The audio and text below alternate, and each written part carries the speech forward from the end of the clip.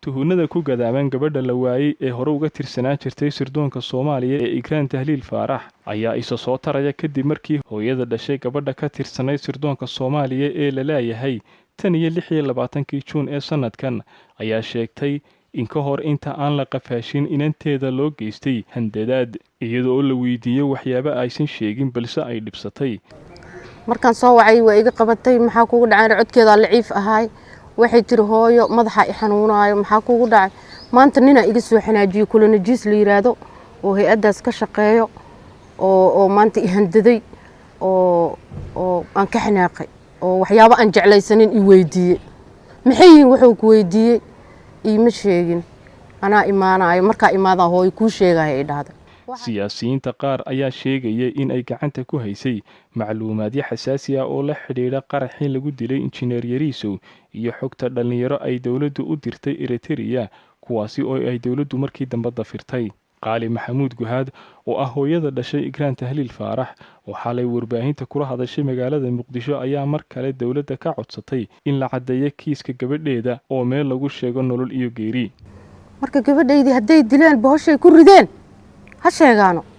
hoob soo baxsanayna waa duuganayna haday nooshayna noo soo daayaan hadii bilood iyo samtigii gabadhaas iga maqneed madaxweynaha iga la hadlin ra'iisul wasaaraha iga la hadlin waxa ka hooseeya iga la hadlin waa arin murugadeeda leh qof hooyo ah oo xanuun haayo oo cunugeedii ka maqan yahay oo loo beer la xawsanin oo la danaynin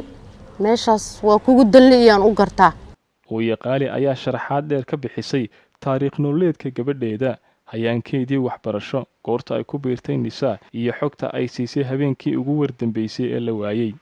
sidoo kale waxa ay sheegtay in habeenkii u dambeeyay ee looga wacay xarunta Nisaa ay gabadheeda kula hadashay video call isla markaana ay u sheegtay in xarunta looga yeedhay gaadhina loo soo diray. hooyo Qaali waxa ay sidoo kale sheegtay in marka la eego halka ay deganeed gabadheedu iyo feejignaanta ay qabtay Ikraan aysan suurtagal ahayn in ay al-shabaab u gacan gashay.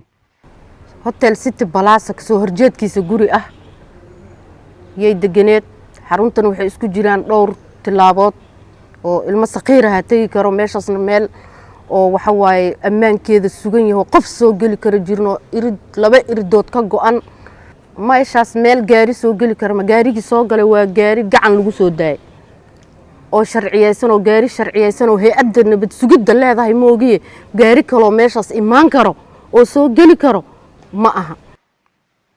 agaasimaha hay'adda sirdoonka Soomaaliya oo kadib markii la waayay gabadhan u yeedhay hooyadeed ayaa u ballan qaaday inuu 2 cisho gudahood ugu soo celin doono gabadheeda balse maxaa dhacay. baadiyaasin qof isnaqaano ahay qof isbaranayna ma ahayn waa ii wacay waan u tagay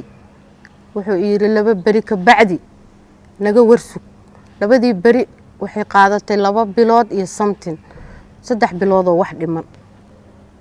marka waxa iigu soo xigtayba 2 xaraf oo lagu soo qoray Facebook oo la yiri gabadhi shabaab qaaday oo dilay waa wax iska cad waa wax aqliga saliimka diidayo waa wax maskaxdeena ka dagaynin. dhanka kale ra'iisul wasaaraha xukuumadda Soomaaliya Maxamed Xuseen Rooble ayaa markii ugu horeysay ka hadlay kiiska Ikraan Tahliil Faarax isagoo oo sheegay in warbixintii ay Nisa ka soo saartay kiiskeeda aanu ahayn wax lagu qanci karo. ra'iisul wasaaraha ayaa sheegay in muddadii 2 bilood ahayd ee kiiskan uu taagnaa uu si dhow ula socday arrintaasi isla markaana uu hay'adda Nisa mar hore ka dalbaday in kiiskaasi ay ka bixiso xog dhameystiran balse waxa uu nasiib darro ku tilmaamay warbixintii ay hay'addu ka soo saartay kiiska Ikraan taasi oo uu sheegay in aysan wadan wax cadeymo ah oo lagu qanci karo.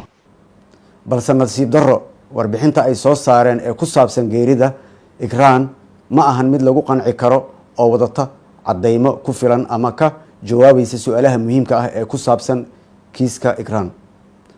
waxaan la socdaa kana warhayaa in sida aan habbooneen ee loo maareeyay kiiska Ikraan ay taabatay dareenka iyo qulubta dhammaan shacabka Soomaaliyeed meel kasta ay joogaan. ra'iisul wasaare Rooble ayaa amray agaasimaha hay'adda nabad sugidda ee Soomaaliya Fahad Yaasiin in 48 saacadood gudahood lagu soo gudbiyo warbixin dhammaystiran oo ku saabsan kiiska igraan wuxuuna sheegay inuu go-aankiisa dib ka qaadan doono. waxaan farayaa agaasimaha hay-adda nabad sugidda qaranka inuu muddo 48 saacadood gudaheeda ah uu ku soo gudbiyo warbixin dhammaystiran ee ku saabsan kiiska igraan tahliil faarax. waxaan shacabka la socodsiinayaa in marka ay iisoo dhammaystiranto xogta aan u baahanahay aan ka qaadan doono go-aanka ku habboon lana wadaagi doono dhammaan shacabka Soomaaliyeed hadduu Ilaahay subxaanahu wa tacaala raali ka noqdo.